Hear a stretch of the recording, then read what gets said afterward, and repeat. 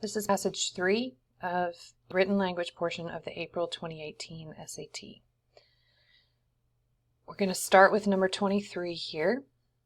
And since it is a combining sentences question and they don't give us a no change option, we do need to read the original and see what the problem is with this original set of sentences. In 1747, the author Samuel Johnson announced an ambitious plan for a new English language dictionary.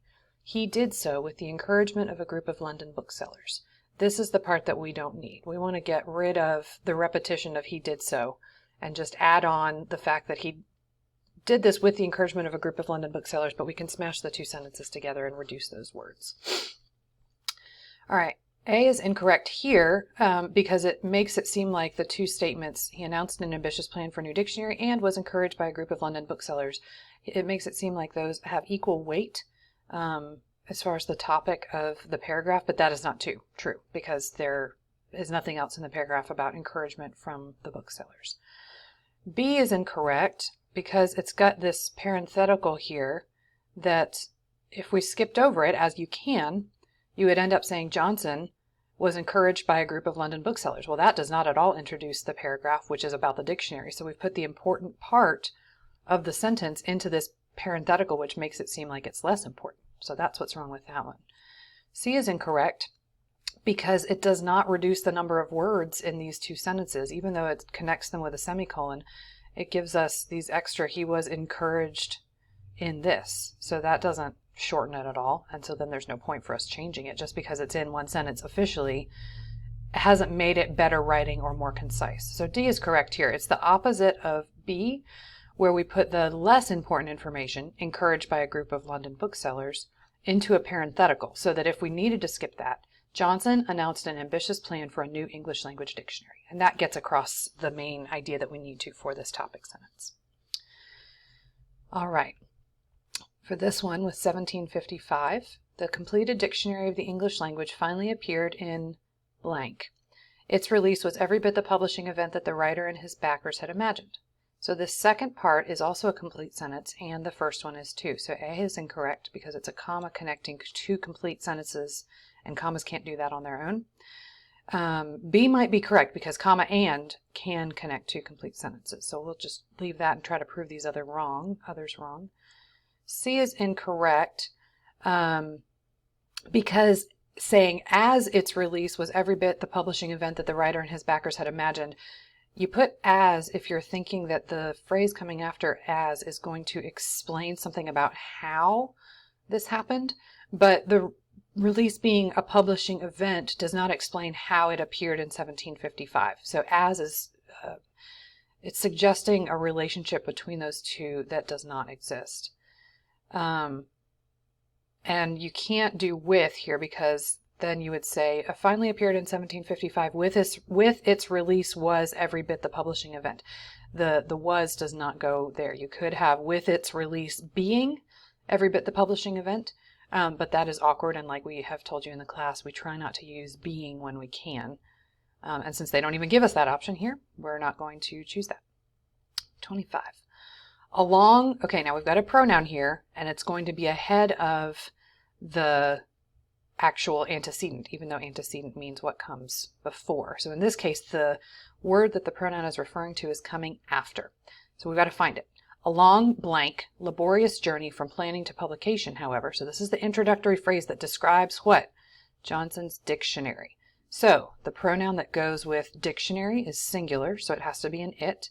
And remember, it''s means it is. So you wouldn't say along it is laborious journey. You would say its. And then it's not each one's and one's because we're not talking about people or multiple of the same type of item. We're talking about one particular item.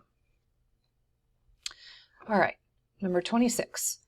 This is a vocabulary question. So this is, remember, you're always trying to decide between the tone between formal or informal for the written language passages. Those are really the two main tones. And most of the passages are going to be formal. This one is. It's really a sort of a history essay.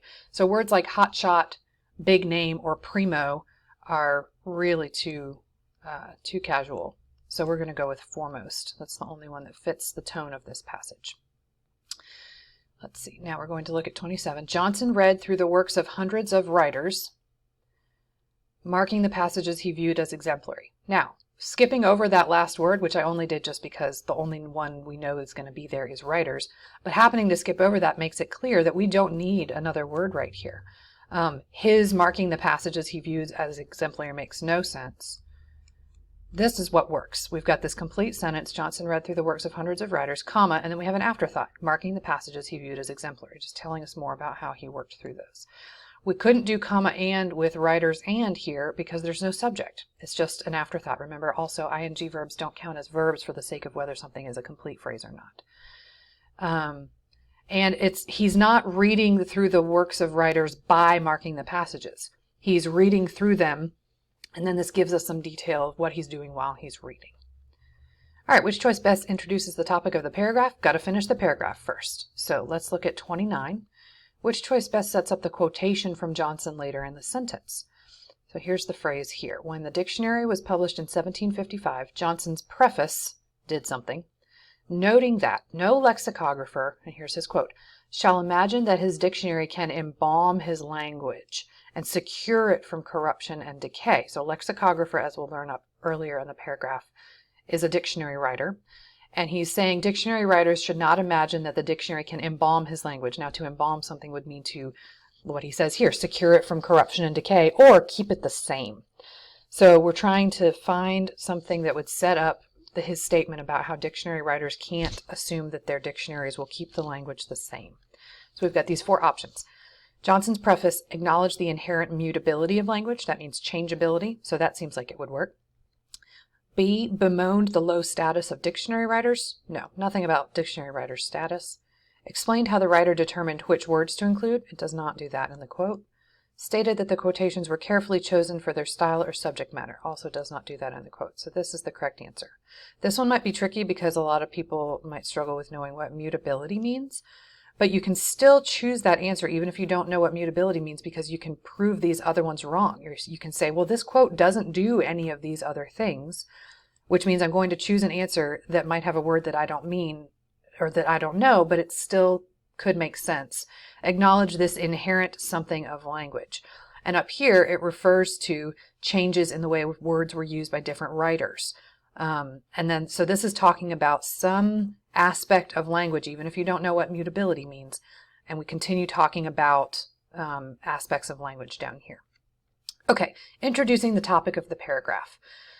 No earlier English lexicographer or dictionary writer had attempted to define words as precisely as Johnson did. However, Johnson's careful analysis of his sources revealed subtle but inexorable changes in the way words were used by different writers at different times. Okay, so the paragraph is basically about the way he was trying to define things, but he's realizing that he can't force the language not to change. Here are the options. Johnson was extremely selective in the passages he used to illustrate his words. He doesn't really talk about selecting the passages a whole lot in the rest of the paragraph.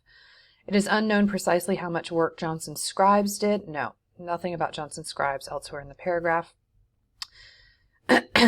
Johnson was not the first writer to create a dictionary of the English language. That it could work because it does here say no earlier English lexicographer had something, but there's nothing else about English lexicographers here. So we're going to toss that out because this works.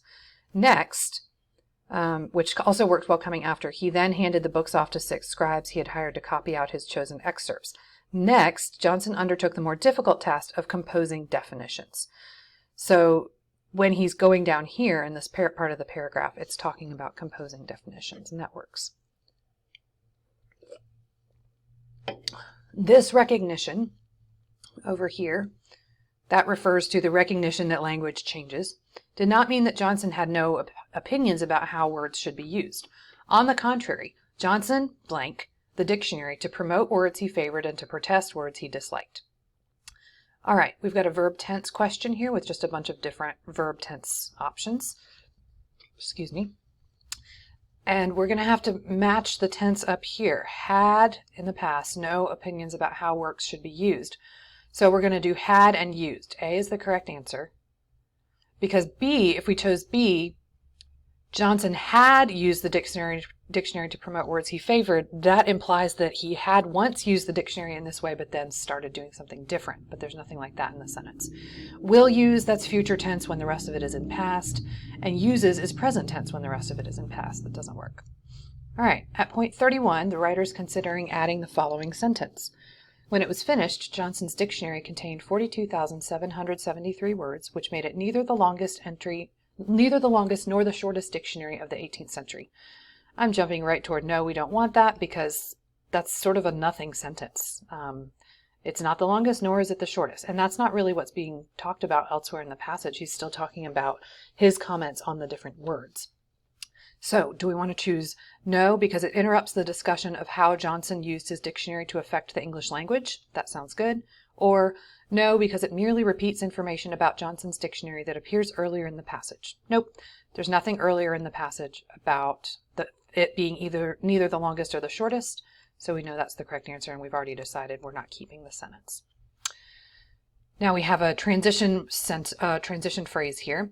Let's see. In the definition for pictorial, a term coined by Sir Thomas Browne, Johnson described it as one not adopted by other writers, but elegant and useful. Okay, this is what's going to be helpful. Now we're going to skip the transition phrase. The word writative, which Johnson had found in the letters of Alexander Pope, was not even granted a definition. Johnson simply wrote, a word of Pope's coining not to be imitated. So we've got two contrasting opinions, two contrasting ways that Johnson handled various words. And the only one that works for contrast is on the other hand. Now, nevertheless is a contrast word, but it works more in a situation where it's something like, it was raining outside, nevertheless I ran out without a coat. It doesn't work when you're saying, in one situation he did this, and in another situation he did this. That doesn't really work for nevertheless. Because nevertheless also kind of means in spite of that, and the two examples don't have enough of a relationship for that to work. For example is wrong because it's in contrast, and so is by the same token because it is not by the same token, it is by the opposite token. All right, now here we have a punctuation question. Johnson understood that he could not preserve his language, dash, but he could at the very least try to shape its future use. This is tricky, because the dash here actually does not have anything to do with whether we want a dash over here. Because the parenthetical part is the at the very least. The whole thing, but he could at the very least, doesn't work to be a parenthetical, because otherwise it would be Johnson understood that he could not preserve his language, try to shape its future use. So we want to make sure the but he could stays out of the parenthetical. So that means this dash is the kind of dash that comes before an afterthought.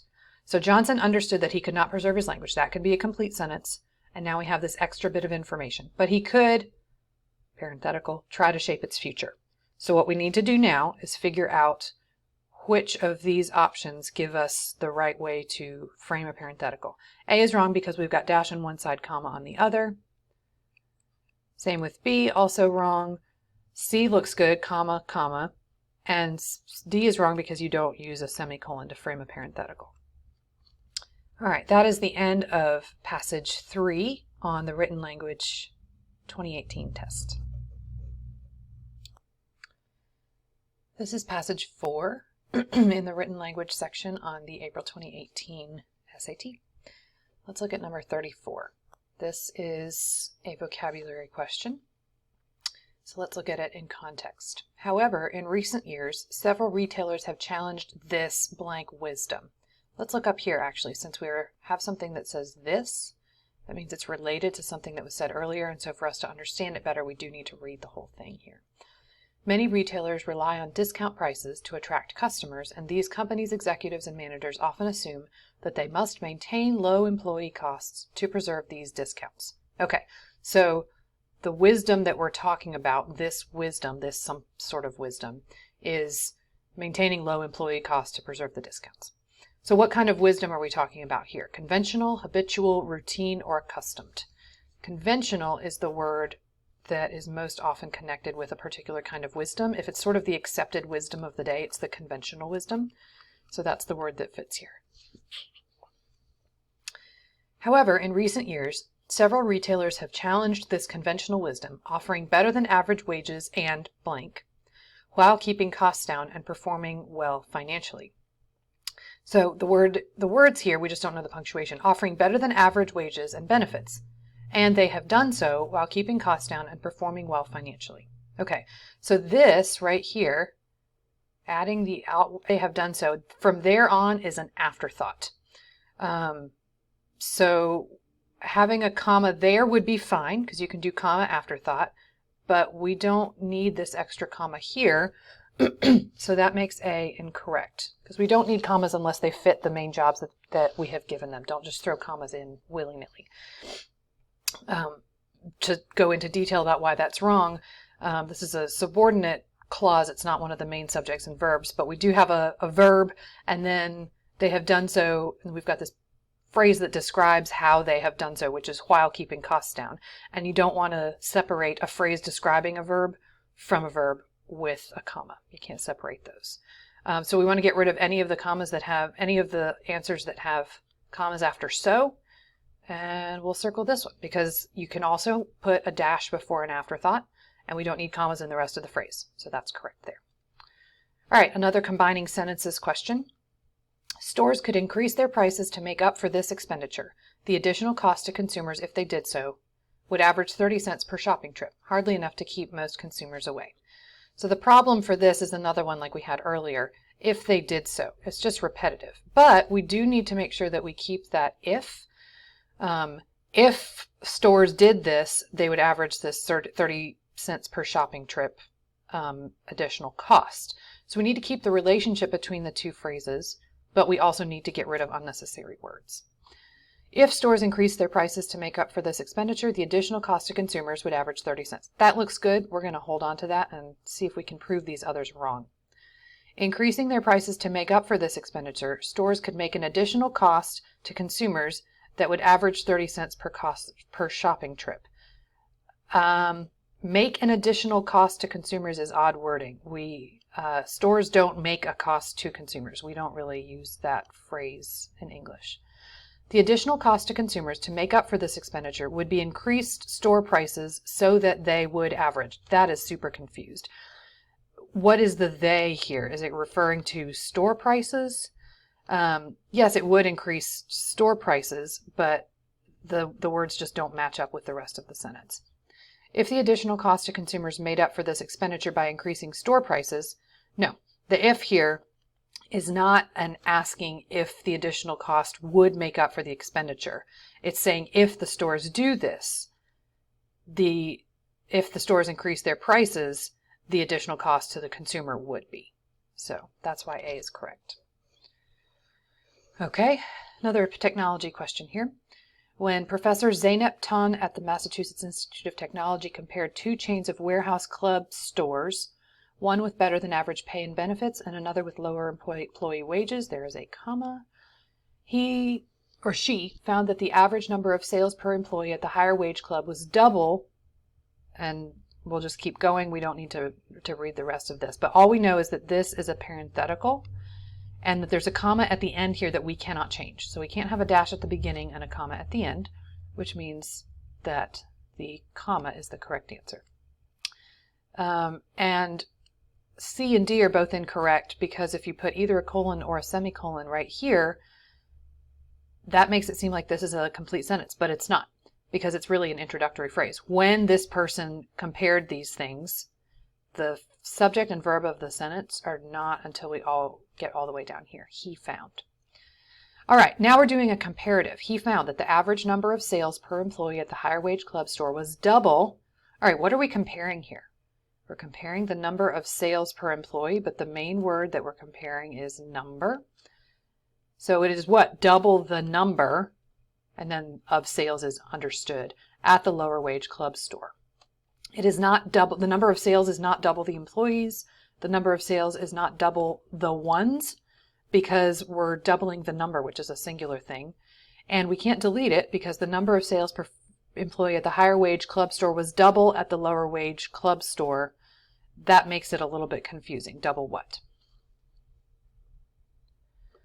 All right, we've got a graph here, so we know we're going to have to analyze that in a moment, but first, we'll look at 39. This is, it looks like the comma, oh, nope, the comma is part of it, part of one of those answers. So let's skip over that phrase and read the sentence and see what we can find out. The same pair of club stores that Ton studied, Professor Wayne F. Cascio of the University of Colorado found that, some graph-related statistic, which cost the firm an estimated $5,274 per full-time employee. Okay, let's actually go ahead and do this graph question so that we have the correct words here, and then we'll be able to look at this entire sentence and choose a good answer for 39. So, what is it that costs the firm an estimated $5,274 per full-time employee? Well, we find that number down here, and this is at company A, which pays lower hourly wages. Okay, so A is incorrect here. Full-time employees at the lower paying club store make an average of 17. That's not correct because down here we see that the lower paying store is an average of $10. So that gets rid of A. So now we're just comparing the rest of these statistics to the graph. 44% of the full-time employees at the lower paying club store leave their jobs each year. Okay, that's the full-time employee turnover rate, and turnover means leaving the job. That's correct. And that does cost the firm $5,274. So those two match. So that's going to be our answer, but we'll just prove these others wrong. 110,200 full-time employees at the lower paying club store leave their jobs each year? No, that's just the total number of full-time employees, not the number of people who leave their jobs each year. Full-time employees at the lower paying club store make an average of $5,000 per year. No, that's the cost of the turnover, not the average earnings. So that one's also incorrect. Okay, now we can go back and try 39. The same pair of club stores that Ton studied, Professor Wayne F. Cascio of the University of Colorado found that 44% of full-time employees at the lower paying club store leave their jobs each year, which costs the firm an estimated $5,274 per full-time employee. Okay, this is a very complicated sentence, but the main section of the sentence is subject, Wayne F. Cascio, verb, found. And then he found that, and there are a couple of subordinate phrases that are dependent to each other into the earlier part of the sentence. So now we can go back and say all the way up to here is an introductory phrase. So now what we need to do is make this introductory phrase describe this professor. When examined the same pair of club stores, no, we would need it to say when he examined, but it doesn't say that. So A is incorrect. An examination of the same pair of club stores. No, he is not an examination of the club stores. He is a person, not a study. When they examined, he is not a they. He is one person. But if we say examining, that describes his behavior. Examining the same pair of club stores that Ton studied, comma, okay, that introduces now what this person was doing. Professor Wayne F. Cascio of the University of Colorado found that, blah, blah, blah. Okay, so examining is the correct word that makes the introductory phrase into a phrase that describes this person. Here's another graph question here, 41. The writer wants to include relevant information from the table to illustrate the point made in the first part of the sentence. So the first part of the sentence would be here, and we need to figure out what that point is. He found that the turnover rate at the higher paying club store, okay, so this is the higher paying club store, and this is the turnover rate at that store, was lower. Okay, yeah, the turnover rate was lower, 17% instead of 44%. And what we want to do is support the information that the turnover rate at the higher paying store was lower. So we're looking for something that mentions the 17% if we can. The firm's 67,600 full-time employees made an average of $17 per hour. Nope, that doesn't mention the turnover rate, which is 17%. Happens to be the same number, but, well, the same digits, but not the same information. And its staff at 67,000 full-time employees was smaller. That doesn't really give us any more information to illustrate the point of the low turnover rate. 17%, okay, that works. At a lesser cost of $3,628 per full-time employee, and yes, there is that little detail there, and that matches up with the cost. So that's our answer. Let's just check on this one. And it paid its full-time employees $17 per hour compared with its competitors $10. It does pay them $17 per hour, but that does not illustrate the turnover rate. So we wanted to make sure that we mentioned that 17% to illustrate the turnover. The club store chains that Tone and Cascio studied blank produces the information that follows. Well, we've got to keep going. Grocery stores, convenience stores, and numerous other businesses have been able to thrive in their respective industries while paying significantly higher employee wages than their... Okay, so this means now we're pivoting to talking about other kinds of businesses. So the club store chains that these people studied being both successful, that doesn't tell us anything about the other businesses. Have large workforces? Nope. Are not unique. Okay, that could work because that transitions us into talking about other kinds of stores. And then are managed differently. No, they are not managed differently, and that doesn't transition us well into the next sentence. So are not unique is correct. Now we have a subject-verb agreement here. We've got different kinds of forms of the word highlight. The success of these businesses. Of these businesses is a parenthetical phrase that describes success, which is singular. What they want you to do is choose businesses highlight, but it's not the businesses that highlight this principle. It is the success that highlights the principle. It's not that it would highlight it. That would only work if it would highlight that paying workers well, blah, blah, blah, if something. But without another if phrase, wouldn't work. The success have highlighted, success have, that wouldn't work either because it would need to be success has. And then we know that highlight is wrong because we need a singular verb and highlight is plural. It needs that S. Okay, the success of these businesses highlights that paying workers well, what? What choice provides the most logical conclusion to the passage? Now, the whole thing is saying that paying workers well can actually help make more money for the company, or at least save them money. So, can be a profitable strategy for retailers. That could work. May be surprisingly difficult to implement. No, the passage is not talking about the difficulty of implementing paying workers well. Is one of several ways to boost employee morale. No, it's not talking about employee morale. Is still the subject of much debate among employers. It's also not talking about debate among employers. It's talking about the possibility that paying workers well can be profitable. So that is the end of the written language section on the April 2018 SAT.